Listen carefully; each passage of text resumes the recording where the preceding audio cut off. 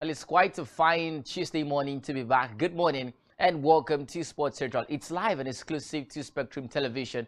This is where we talk about the big stories making rounds in this very exciting industry called sports. My name is Isaac, and I'm excited to be back on the show this morning again to take you through the biggest stories. Well, there's a lot on the plate this morning. We talk about tennis, particularly the ATP rankings and the latest movers and the biggest shakers. So far, so good in the latest rankings. We talk about basketball too. We saw some cracking games go down this morning.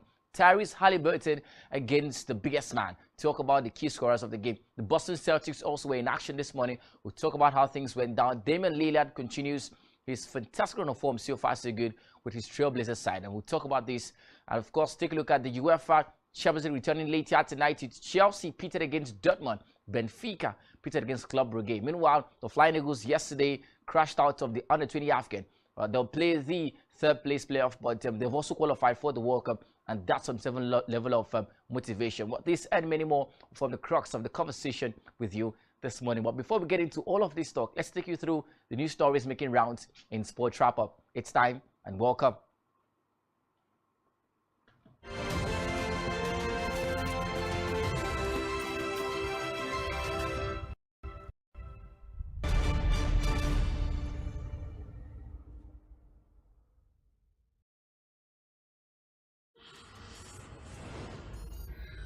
Tyrese Haliburton coming off a game winner taking on Joel Embiid and the Sixers. Embiid in the first quarter to Tyrese Maxey for Harden to Embiid for another jump.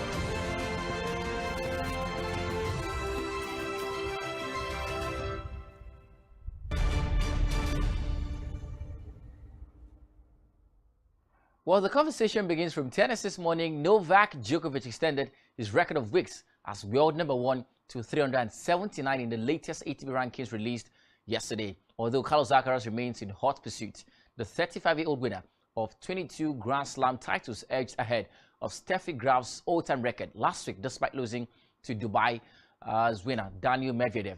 The Russian ended Djokovic's 20-man winning streak and perfect start to the year before claiming his third title in as many weeks with defeat to compatriot Andrei Rublev. He moved up to a place to sixth position. Second-ranked Carlos Alcaraz will take over the ATP Summit if he wins the Indian Wells. Djokovic was forced to withdraw from the event starting this week. On Sunday, the Serb is unable to enter the USA because of his unvaccinated status against COVID-19. A petition to US authorities for special permission to enter was rejected, sadly. Well, talking about the MMA, former welterweight champion Kamaru Usman has shared images of himself training with former interim heavyweight light champion. Talk about Justin Gaethje ahead of his title rematch against Leon Edwards at the UFC 286 on March 18 at the O2 Arena in London. Now, Gaethje has been known to train with Usman as they both share a head coach, Trevor Whitman. Along with Gaethje and Usman, Whitman also coaches another former UFC champion, Rose Namajunas. Usman aims to recapture the welterweight strap in his trilogy fight against Edwards. After dominating the Brit for almost the entirety of their fight, Usman was caught by a head kick that left him unconscious and saw Edwards be nominated for Knockout of the Year. But talking about basketball, the Cleveland Cavaliers pulled off an unlikely 118-114 home comeback victory in overtime on Monday, but not without some help from the visiting Boston Celtics. The Celtics, who led 92-78 at three-quarter time and 102-91 with 4 minutes remaining, gave up a 16-4 point from that level. And of course, Evan Mobley impressed with 25 points, 70 rebounds, and 3 blocks. Jaylen Brown did his best to cover for Tatum, finishing with a team-high 32 points, 13 rebounds, and 9 assists. Malcolm Brogdon was strong off the bench for 24 points and 5 assists. Boston Celtics were on a record of 45 wins and 21 losses and now 2 games behind the Milwaukee Bucks in the hunt for the top seed in the Eastern Conference, while the Cavaliers, on a record of 41 wins and 26 losses, are also trending towards having home court advantage in the first round, sitting in 4th position. Also talking about basketball, Milwaukee Bucks starman Giannis Antetokounmpo is being accused of stats padding during their game against the Washington Wizards Monday morning. In the final seconds of the game, Antetokounmpo appeared to deliberately miss a shot to grab his own rebound and complete a triple-double. Antetokounmpo is currently tied as the second favorite with Joel Embiid in the MVP race, with Nikola Jokic as the heavy favorite. Jokic has the most triple-doubles in the NBA this season with 25, while Antetokounmpo only has 4, even after the alleged bonus one on Sunday. Despite the criticism, Antetokounmpo defended his move, stating that he was trying to play the game smart. While Jokic seems to have a strong lead in the MVP race, Antetokounmpo's move shows his drive to boost his stats profile as one of the league's best performers this season. Finally, let's talk about football. Victor Osimhen has been named as the best foreign player in Italy by the Foreign Press Association. The Nigerian striker, who is the most sought-after striker in the world right now, has hit world-class status following repeated 10/10 performances. Osimhen has grabbed the headlines after breaking and setting records. He became just the only player in Napoli's history to score in 8 straight Serie A games. He also became the youngest player to score in 8 consecutive Serie A games alongside Roberto Musi. He currently tops the Serie A goal scorers charts with 19 massive goals, and his incredible form has been rewarded by the Foreign Press Association, who crowned him as the best foreign player of the year. His Italian club Napoli confirmed the award, and this is the second global award Osimhen has won. He earlier won the Emerging Player of the Year, beating off competition from Spain's Gavi. Well, these are the stories we're tracking right now. We'll take a short break. When we come back, we'll have Blyden join the conversation, and together we'll do justice to what's in the plates. Please stick around. Right back in a jiffy.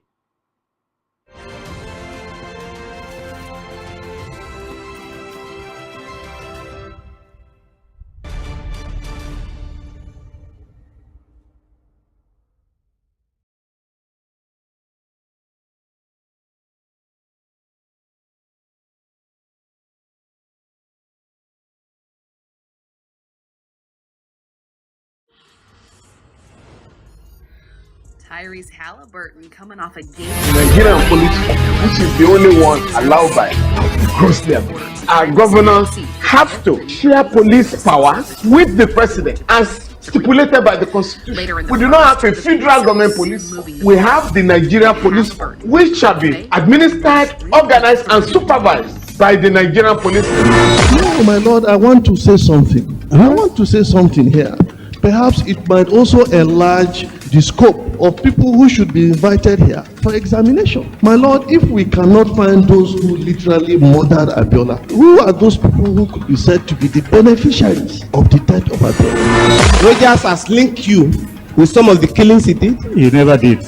He linked you with the attempted murder of Hebrew. He did not. My lord, the Matters Council is leading the evidence in our matters. Is this an adversary proceeding? It's not, my lord, but we can't be talking about cases which are in court. Is this an adversary proceeding? It's not, my lord. These cases are in court, my lord. I'm just reminding your lordship. My lord, sorry, my lord, I think I'll be in course of time. Legally Speaking, a program that deals with legal issues and questions we face as citizens of this amazing country, Nigeria. Legally Speaking. Join us every Friday from 5 p.m. to 6 p.m. for Legally Speaking. One truth not often told is about the transformation that Africa has undergone in recent decades. Africa is shaping its own destiny and should be referred to as the African opportunity. On Spotlight Africa, we paint the African picture the African way, laced with truth, detail, and the color of the African continent. Join Uyai Anyekan every Tuesday and Thursdays at 4:30 p.m. Spotlight Africa, telling the African story.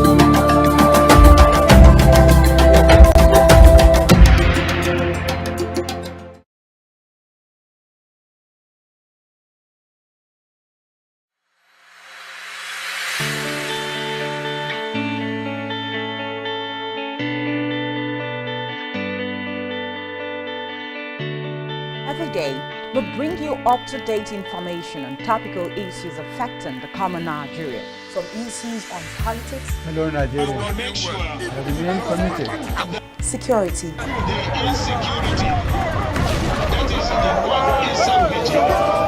education, health, lifestyle, and so much more. Join Janice Kobum and Uyai Anyeken every weekday from 7 a.m. to 9 a.m. on Rise and Shine Daily, exclusive on Spectrum Television.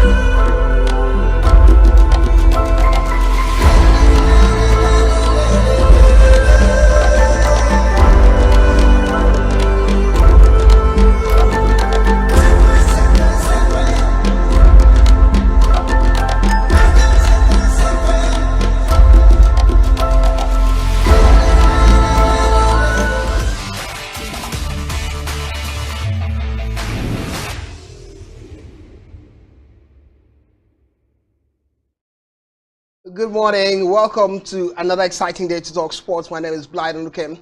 It's been a flourishing week and we'll flourish this week, getting to talk about the very best of sporting activities. But the good thing would be we're not going to Florida today because our big stories are making rounds all in the world of tennis. But it's the week of Champions League. On Tuesday today, the Champions League begins. And we're going to talk about the very fine details regarding Chelsea and Borussia Dortmund, as well as Benfica and Club Brugge. The analyses are up and it's ticking and the excitement is up. One man gets to do the job for us. His name is Isaac. So good they named him twice.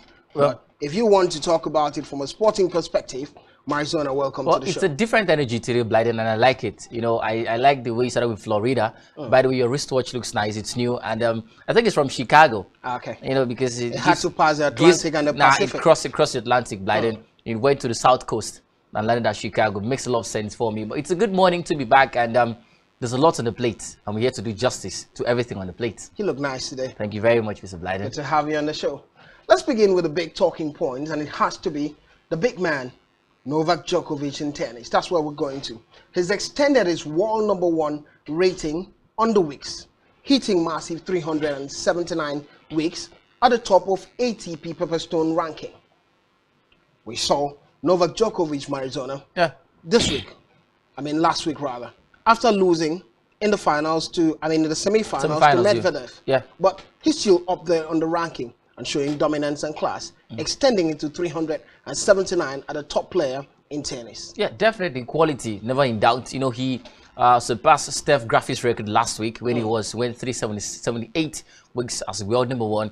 I mean, you look at the man, had a fantastic start to the year 2023, 20 games winning on the bounce. But right now, all of that is threatened because he's not going to participate at Indian Wells, the Sunshine Doubles, 2-1,000 tournament. If Carlos Alcaraz, who is gradually chasing him down for the number 1 spot, wins at least one of those 2 competitions, well, it's done and dusted for Novak Djokovic. He's going to drop down to 2nd position at the ATP rankings. But right now, he's enjoying the glory of being the best tennis player on the men's tour, particularly. So fine stuff for him. I love what I'm seeing from him, but you'll always be sad because he's not going to participate in those 2 tournaments. And we know what the Sunshine Doubles does to your rankings. Makes a lot and gives your rankings 2,000 ranking points. That's if you win both tournaments. Exactly. It makes a lot of sense. So I think it's quite sad for the man. I think that downward spiral began at Dubai, where he lost in the semi-finals to Daniel Medvedev and all of that. But makes sense to still see him at world number 1. But I'm also concerned and excited with the other winners across, you know, the rankings. Deminor, for the first time since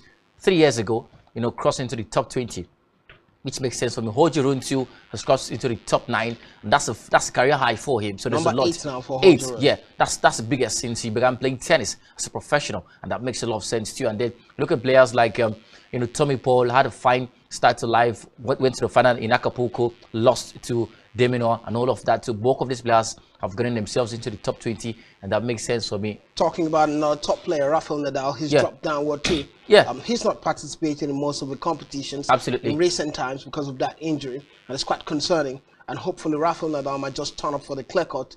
Talking about the French Open, the big one. He's a Prince of Clay, and hope that he returns. He's now at world number 9, and quite concerning from that angle. Yeah, definitely. He's a king of clay, you know, and there's a lot to respect from him. But sadly, he's not had a fine start to this year. Injuries and all of that. We saw how he pulled out of several competitions this year. It started at the United Cup. The United Cup competition Wasn't decent at all. Was split in black and blue. The truth is, he's going through some physical conditions and he needs rest. I hope that he's had enough rest, because when the second Grand Slam comes through, he's a favorite. You know, we know what he's done at the French Open for the past 10 years, and we know the quality and the antecedent, you know, when it comes to Rafael Nadal and clay court tournament too. I'm expecting him to have rested enough for this competition. But look at the rankings. I think all of this is a reality check as to the fact that maybe we might not see a top-class Nadal again. Maybe it's that point where he's getting into the twilight of his tennis career. He's had a fantastic time as a tennis player. But we've seen him go through this before. Yeah. Going through this injuries, especially that ankle injury last year. Yeah. And we thought probably Nadal might not play tennis again. Yeah. He came back, bang, won the Australian Open. Yeah. And further, even won the French Open, had been dominant last year. Yeah, it's understood, Blyden. It's understood. But I'm also looking at his age and the fact that it's a gradual blip. It's been a long time we last saw Nadal get, you know, injured and missed loads of competitions. From last year to this year, he's missed loads of competitions. He's pulled out of lots of them too. You know, he's had to retire from some games due to the injuries, and they're getting very frequent lately. That's the thing of concern. You know, so I'm looking forward to seeing how he gets himself back on track, but I also don't want him to put pressure on himself. He's performed a lot at tennis. He's done a lot for tennis, and I don't think he should be putting pressure. If his body is a little revolting, I think he should listen to his body. Look at Serena Williams. You know, she came to that point where she had to accept the fact that her body was not going to carry. She wasn't playing well, Mary. Well, that's she wasn't playing well. She wanted to play, but the results weren't forthcoming. That's the conversation. I think Rafael Nadal hasn't gotten to that point yet. Yeah. But let's talk about another fine detail when it has to do with these two superstars, Novak Djokovic and Rafael Nadal. We've seen them go through setbacks. For Djokovic last year, it was not being able to play in some of the biggest competition because of his unvaccinated status. He started with the Australian Open and afterwards the US Open. And he's back in that setup now. And the difficulty is back for him. For Rafael Nadal, it's been injury. And these guys have been able to recover from these moments and come back. What has been the difference for these two superstars? Remember, they have 22 Grand Slam titles among them each. Yeah. That makes sense for me. But you look at Djokovic come through, call themselves young stars with the aim of toppling them, but they never do. You know, Djokovic has been there as a top player. We've seen Zverev turn 27. We've seen Daniel Medvedev rather turn 27. That's 15 years. Yeah. They've done it. That's a conversation. So I think the key factor and the unifying factor for both players has been the fact that they're consistent and they perform at top level almost every single time. The records speak for themselves. Look at this year, despite, you know, a slow start, despite having a crazy year last year, Djokovic has been unbeaten in 20 games before losing to Medvedev, last week Friday. That shows you the amount of quality this man has gotten and garnered so far. So I'm not entirely surprised, Blyden. And as we spoke, in the car the other weekend, I think it's the Messi of tennis. Yes. I know if I gave you the time, you get to talk more and more and more about tennis and these two superstars. But if consistency had to be a man or persons, it would be Rafael Nadal and Novak Djokovic. Let's leave tennis and get to talk about what's happening in the UFC. One name comes to mind is Kamaru Usman, of Nigerian descent. Not Nigerian descent, Marizon. He's a Nigerian, Kamaru Usman. Yeah, he's Nigerian. Was born in the country. Dual citizenship. Yeah, just represents the USA when it comes to boxing, but he was born in this country. He's also a US citizen. Don't say represent my. Well, for the purpose of the sport, because first up, I think that you can, take not saying Kamaru Usman is what I'm about to say, but you can take the pig out of the slum, but they cannot take some out of the pig. He's a Nigerian. Okay. Definitely Nigerian. Let's not dwell on it. Yeah. Mario would say he's a Nigerian, I say he's a US, and we both agree that he's both. But the story is Kamaru Usman has set his training, top-level training, with some of the best fighters in the UFC, trying to see how he can make that comeback in a match built for March 18 UFC tournament. It would be against Leon Edwards. Leon Edwards is the current champion. The last time they met, or rather the first time they met, Kamaru Usman defeated Leon Edwards in an unanimous decision. The second meeting, it happened, Kamaru Usman lost that particular fight, that overhead kick from Leon Edwards, despite winning major of the rounds. But finally, the trilogy is set to happen at the O2 Arena in March 18. And training, Marizona, has been top-notch. Talking points all around, technicality coming from Kamaru Usman in training compared to the power. He's been known as the power man, the best pound for pound fighter in the UFC. Yeah. And now he's all about technicality in training for him. Yeah, definitely. And I like the fact that it's a reality check. Yeah. That game he lost to Leon Edwards clearly showed that he wasn't a 100% fighter. Yes, you're the best pound for pound fighter, but what happens to the technical parts of the game? And also he lost on the right, and then he also lost focus. And I'm hoping that in the course of these training sessions he's having, with Justin Gaethje and the rest of them, he should be able to get to understand the efficacy of being focused on to the very last minute. Because look at the fight he lost to Leon Edwards. He was leading that bout. If that game ended at the end of that particular round, he would have been declared winner. But he lost concentration because of complacency in between the game, and that kick was the knockout. And Edwards is nominated for knockout of the year because of that particular knockout. So, absolutely. So it shows you how much of a. It was a stunner. It was crazy. I mean, he was unconscious. Usman was unconscious, so I like the fact that he's training. March 18 is the date, and there's a lot on his shoulders. He has to prove to the world that he still has what it takes to retain the titles he lost, to Leon Edwards, and I hope he does that because there's a lot of energy. And I'm a little concerned about the emotional part of this game. When you put revenge in forefront of your chase, it might not end well. Look at Anthony Joshua when they revenge against Usyk.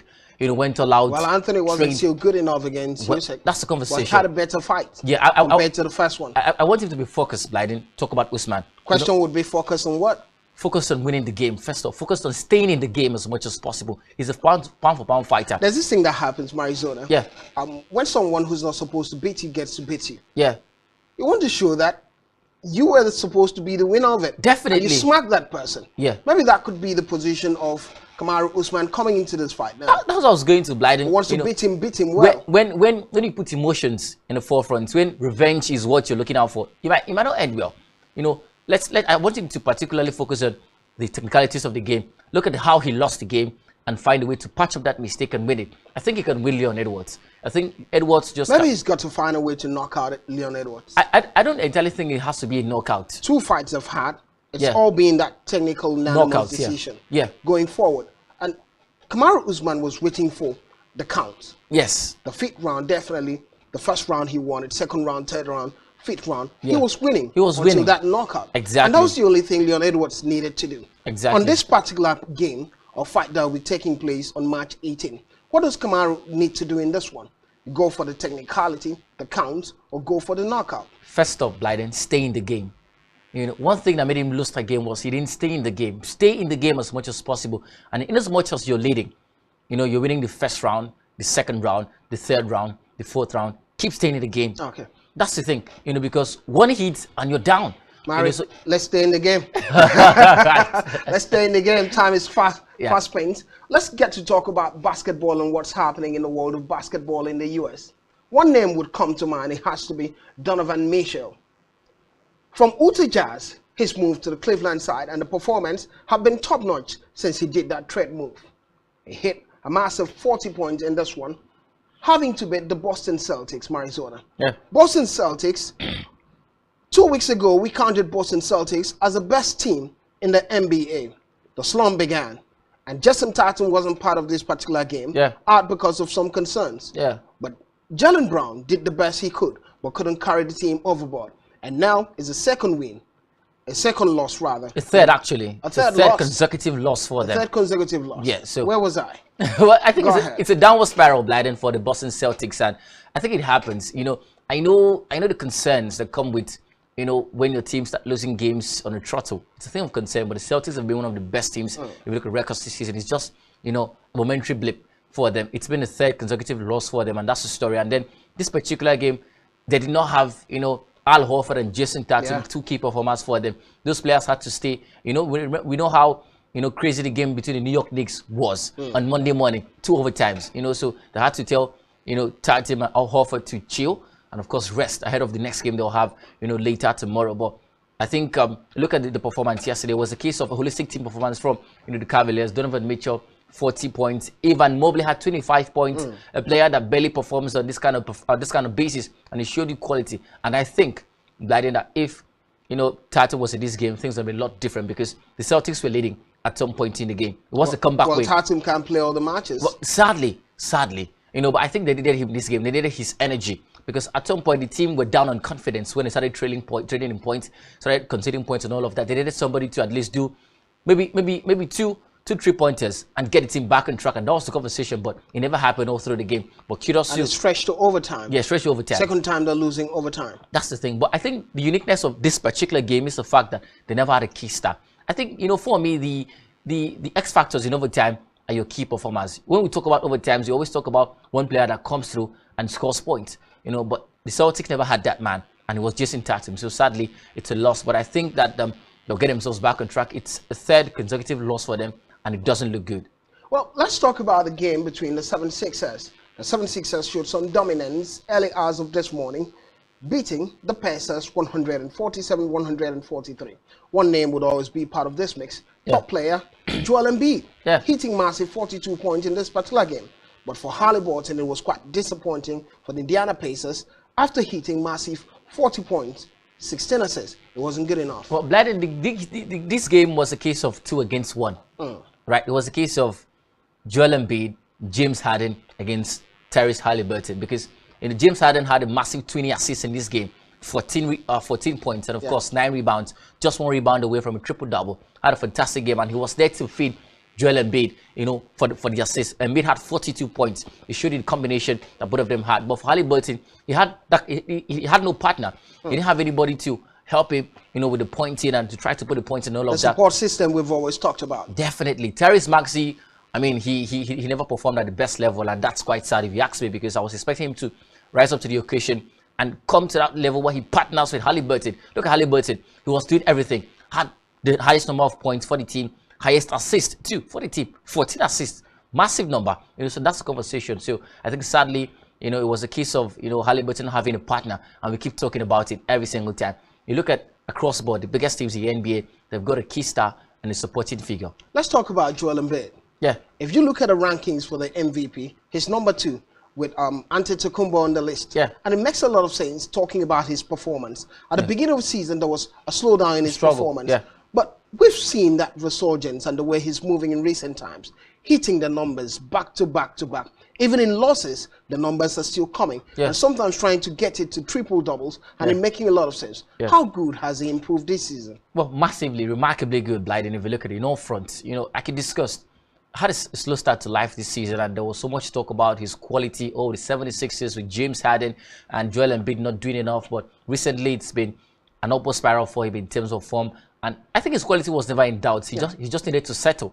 And then, you know, the few injury issues and then inconsistency problems he had, all of that has been settled. So I'm not entirely surprised that this man is at the level he is right now because his quality. 42 wins, 22 losses so far. Yeah, good stuff for the 76ers. They've had a fine form. And one man we also need to talk about too, because when he was underperforming, we criticized him. James Harden. Yeah. James has been good lately. Quite a support for him. Just a rebound away from a triple-double yesterday. That shows you how good he's been, how consistently good he's been too. So I think he deserves lots of credit. He's not really been injured these days. Exactly. Last season, it was all about injury for James Harden. It was a disaster. Had a disaster of a season last time out. But I love what's happening with him. I like the fact that they're fighting, telepathic combination with Joel Embiid. And I think if you give this team some consistency from next season, we'll see an explosive duo. Well, let's talk about where it's explosive and the opportunities are different.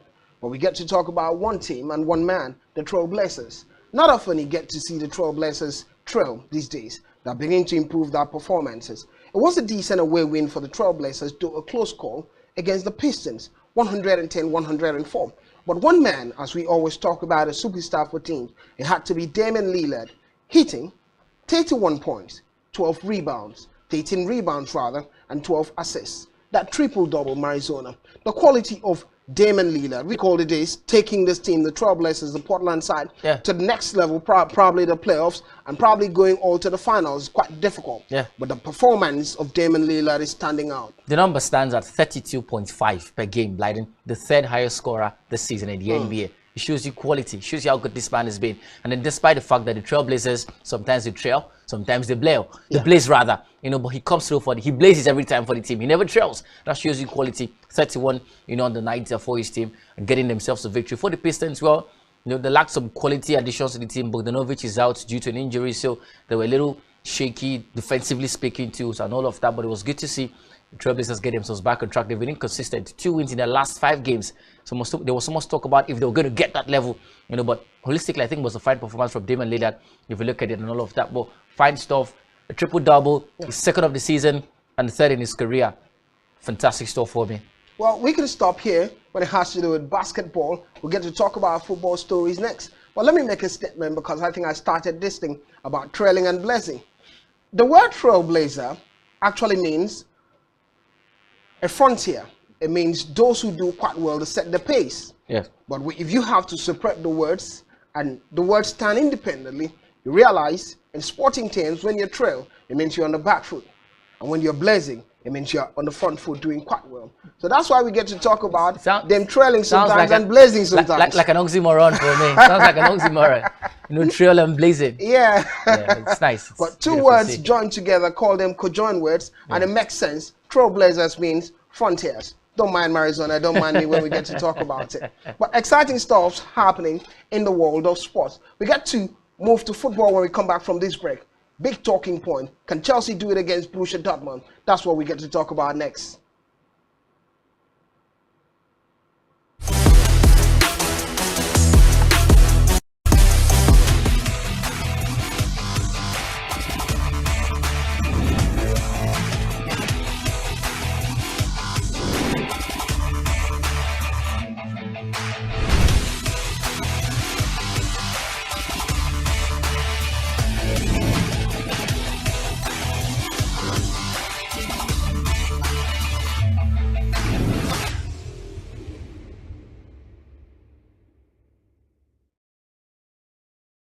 Thank you for being there. Welcome back. It's Sports Central. My name is Blyden Dukem. I'm talking with Arizona, and we're moving into football stories and excitement in the world of football.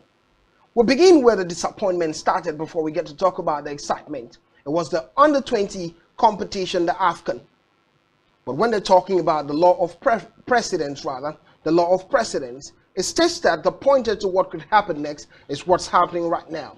We saw the performances of the Nigerian side, the Flying Eagles, and how they struggled moving from the group stages to the quarterfinals. It took an own goal from Uganda for the Flying Eagles to get that victory, to get to the semifinals. But we knew the Gambians were going to be a tough nut to crack, and they lost to the Gambian side 1-0. Arizona, how disappointing was this particular game? Because the performance of the Flying Eagles have been same old from group stages, the very first game of the competition, till they lost in the semifinals. Well, Bledden, I wish I had a law to corroborate what I was going to say, because this is, we're talking about laws. But I think it was a poor performance first from the manager. The coach, Ladan Boso, he surprised me yesterday. And yesterday's game was supposed to be a reality check, a true test of their quality, because you look at their run to the semi-finals, it was just Cinderella style. It was just lucky for them. Lost to Senegal, defeated Egypt, defeated Mozambique, needed an own goal to defeat Uganda in the quarterfinals. There was nothing convincing and impressive in all of these,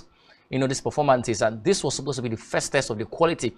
I said it yesterday that before the game, that the Gambians had scored 9, considered none. So they were going to be a proper football team, properly drilled, and this was going to be the true test of the quality of the Flying Eagles, and they failed.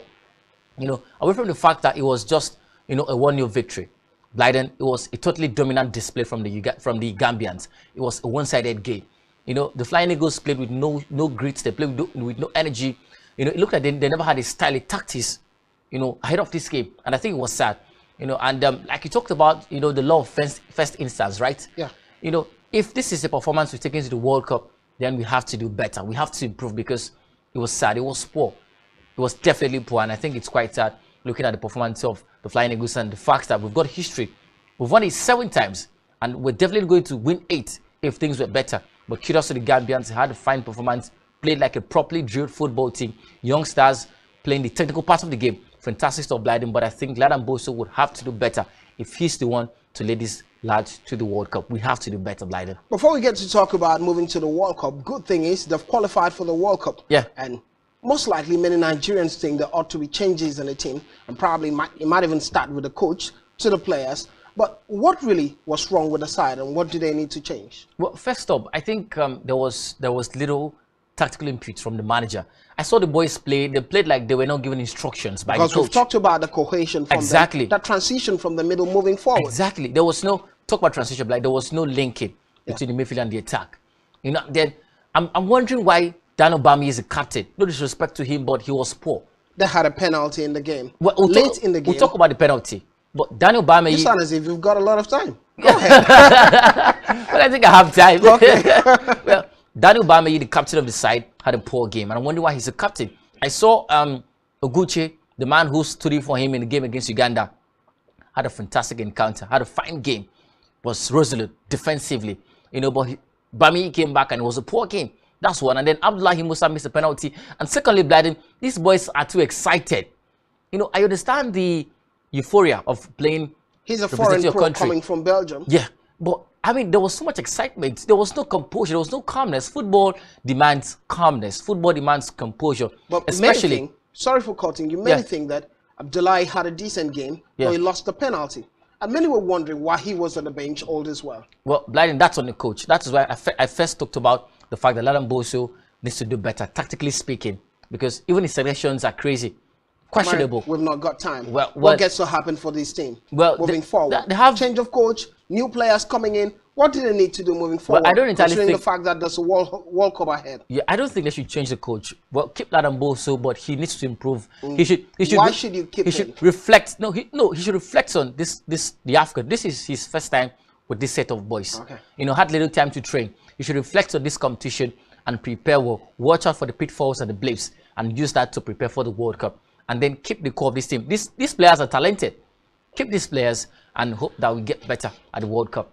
Well, we can only wish the Flying Eagles better moving to the World Cup. It was a disappointing outing at the semi-finals by Nigeria's standard, especially playing against Gambia. Nigeria has won the competition 7 times, and there were hopes they could win it for the 8th time. The most or the best team at that competition. But signs moving to the World Cup has been bad, and many Nigerians hope for the better. Let's get to talk about another Nigerian. We talk about him virtually every day. His name is Victor Osimhen. Victor Osimhen has bagged the award for the best foreign athlete in Italy. Marizona, he scored 21 goals in all competitions so far. And we did talk about the money Napoli were promising him. Over 64 million naira for scoring goals. And now he's bagged the award as the best foreign athlete, not just footballer, foreign athlete in Italy. Well, Blyden, I think it's deserved. Look at him. He's the biggest name in the Italian Isle right now. Yeah. I mean, everybody in Italy is talking about Victor Osimhen. Whether you're a football fan, you're an athletics fan, you're a basketball fan, it's Victor Osimhen you're talking about because of how cafeterians are doing cake with a mask of Victor Osimhen. Definitely, I saw the kids are painting themselves with black. Victor Osimhen. What an impact in Italy. Blyden, I have to feel proud, being a Nigerian. This is one of the beautiful moments of my life. You know, it's beautiful to see Blyden. Tell me what I'm not aware of. I'm telling you the truth. But kudos to this man. He's been, I think he's the biggest name in the football world right now.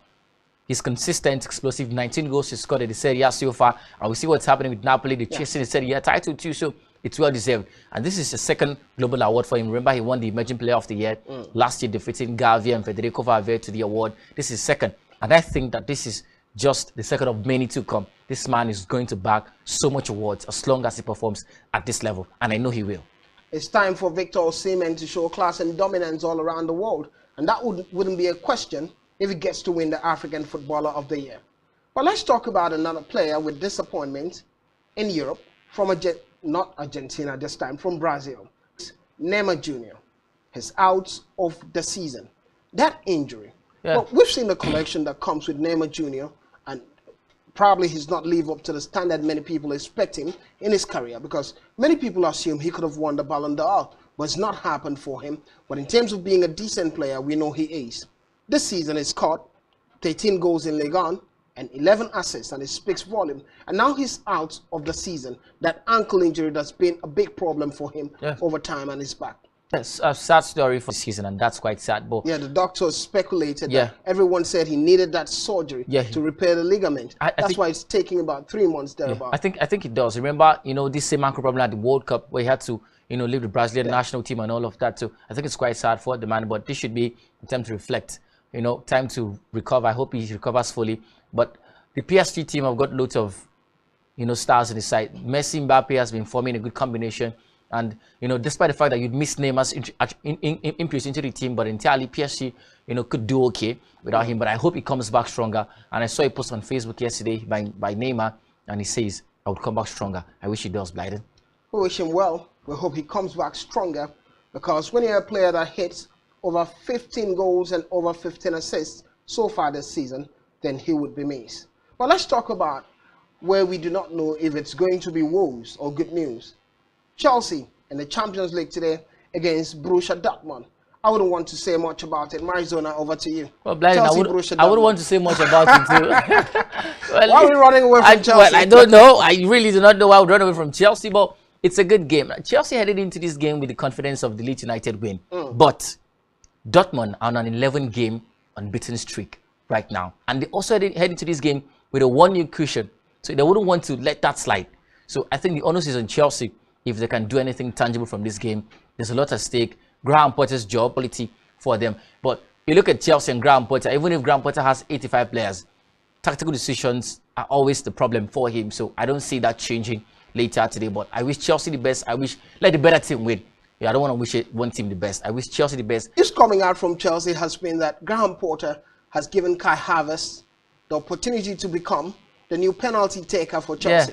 Yeah. How decent is that? We've seen Kai Havertz indices. What has he used to give this guy the opportunity to be the penalty taker since Jorginho left the team? Blyden, I really do not know and understand. One taken, one scored. But for Germany, he's done well with penalties. Fantastic stuff. But I think there should be a lot more, you know, a more experienced option for Chelsea. And I was looking across, but sadly there was nobody else, because I wanted to say Kovacic, but Kovacic barely plays games, you know, for Chelsea and all of that. But well, the fact that he's Chelsea's lead man in the attack gives him that opportunity to become penalty taker. So not entirely bad idea for me. Let's talk about Benfica, the other game in the Champions League. Quite difficult stories. First leg, Benfica won against Club Brugge away from home.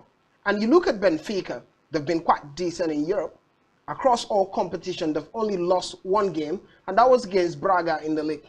And they're back against Benfica, against Club Brugge, Marizona. Difficult game for Club Brugge. Let me just lay some stats for Club Brugge. Please do. Let's go ahead.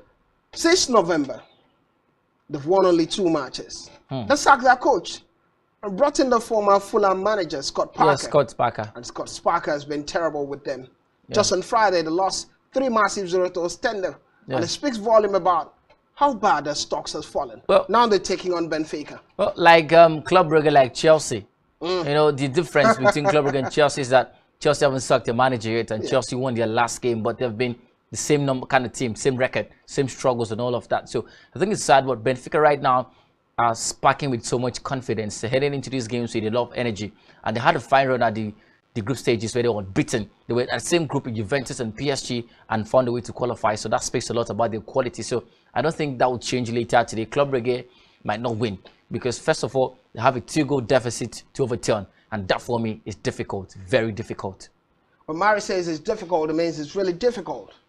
But it's not difficult from our side because we draw the curtain from here. And we say, thank you for being a part of the show. And Marizona for company. Thank you, Marizona, for doing that. Thank you very much. It's a cold Tuesday. We'll be fine. We'll chill. That's the language. Definitely. Well, we get to do it again tomorrow. We'll bring you all the details and the scores. Thank you for watching. Thank you again.